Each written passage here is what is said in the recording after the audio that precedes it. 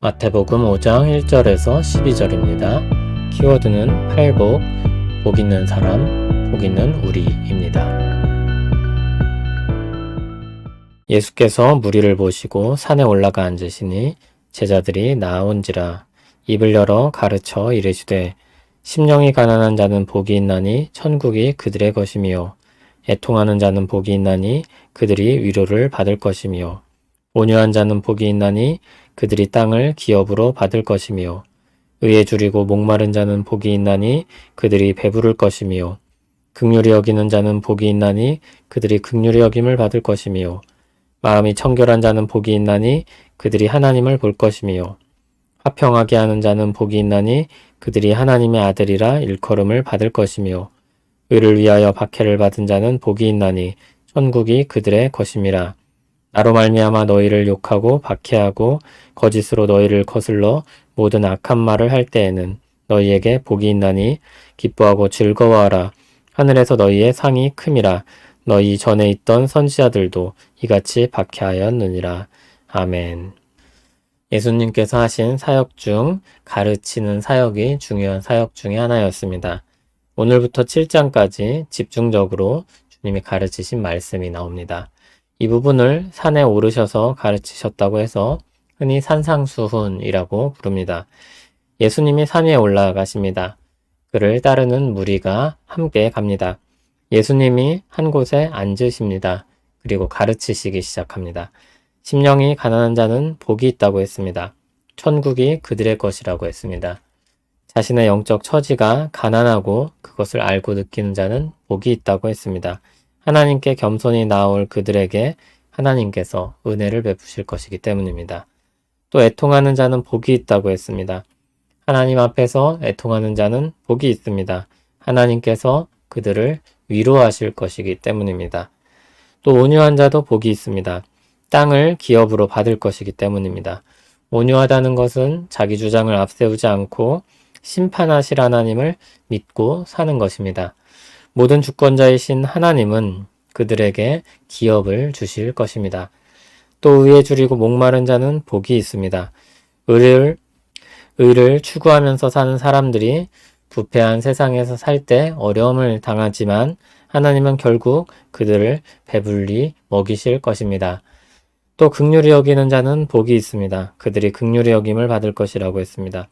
하나님의 긍휼로 긍휼히 여기며 사는 것입니다. 성경에서 하나님의 긍휼은 언제나 사람이 긍휼을 베풀 수 있는 전제가 됩니다. 또 마음이 청결한 자는 복이 있습니다. 하나님 앞에 거룩하고 순전한 사람은 하나님의 얼굴을 볼 것입니다. 하나님께 얼굴을 그들에게 비추시고 교제하시며 복을 베풀어 주실 것입니다. 또 화평하게 하는 자는 복이 있습니다. 그들은 하나님의 아들이라 불리게 될 것입니다. 하나님께서 화평하는 분이시기 때문입니다. 그를 닮은 아들로 여김을 받게 되는 것입니다. 또 의를 위하여 핍박을 받는 자는 복이 있습니다. 11절을 보면 이 핍박은 주님을 위한 핍박입니다. 주님과 의로움이 동일시 됩니다.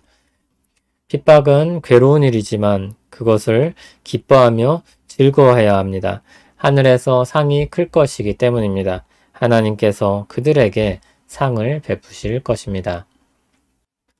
8가지 주제를 들어 복 있는 사람에 대해 예수님께서 가르치셨습니다. 이 복들은 각각 별개의 것들이 아니라 흔히 성령의 9가지 열매라고 부르는 한 열매처럼 한 신자에게 나타나는 다양한 모습입니다. 이와 같은 방향성이 하나님을 믿고 따르는 신자들에게 있습니다. 시편 1편은 복 있는 사람에 대해 말하면서 주야로 주님의 말씀을 묵상하는 자라고 했습니다. 그와 같이 주님의 말씀에 딱 붙어서 끊임없이 주님을 따라 살아가는 사람, 그 사람이 참으로 복 있는 사람인 것입니다. 시편에서는 복 있는 사람을 시의 언어로 끊임없이 열매 맺는 풍성한 나무로 보여주었습니다. 마태복음에서는 복 있는 사람의 모습을 다양하게 제시하면서 그 구체적인 복들을 알려주고 있습니다. 세상 많은 사람들이 인생 대박, 성공의 꿈을 꿉니다. 성경은 주님과 함께하는 이 삶이야말로 인생 대박이며 성공이라고 말씀합니다. 오늘 8가지 복의 모양들 마지막을 보면 의로움과 주님을 동일시하고 있음을 볼 수 있습니다. 사실상 다른 것들도 마찬가지입니다. 모두 하나님의 성품과 뜻과 관련이 되어 있습니다. 시편 1편에서 복 있는 사람을 하나님의 말씀과 연관시켰다고 했었는데 그것은 결국 하나님과 연관된 것입니다. 그렇게 보면 8가지 복된 사람의 모습은 하나님을 믿고 따르는 모습이라고 말할 수 있겠습니다. 다시 말해 이 말씀은 신자에게 주시는 지침이면서 동시에 주님의 길을 따르는 자들에게 주시는 격려인 셈입니다. 하나님을 믿고 따르는 길은 정말 복된 길입니다. 복 있는 사람들의 모습이 무엇인지 살피며 우리가 살아가는 모습을 돌아보길 바랍니다. 누가 뭐라 하든지 누가 어떻게 평가하든지 이 길이야말로 복 있는 사람의 길임을 잊지 마시길 바랍니다. 주님이 주신 값진 생명을 값지게 살아가는 우리 되길 바랍니다. 우리에게 복된 사람의 인생을 펼쳐 보이시고 그 방향성을 알게 하시고 가게 하시니 감사합니다. 하나님의 마음과 뜻을 헤아리게 하시며 우리를 그 마음과 뜻으로 살피며 살게 하옵소서. 주 안에서 우리가 절망하지 않고 소망을 가진 사람들로 감사하며 살게 하옵소서. 우리를 더 뜨겁게 하시고 자라게 하옵소서. 예수님 이름으로 기도합니다. 아멘.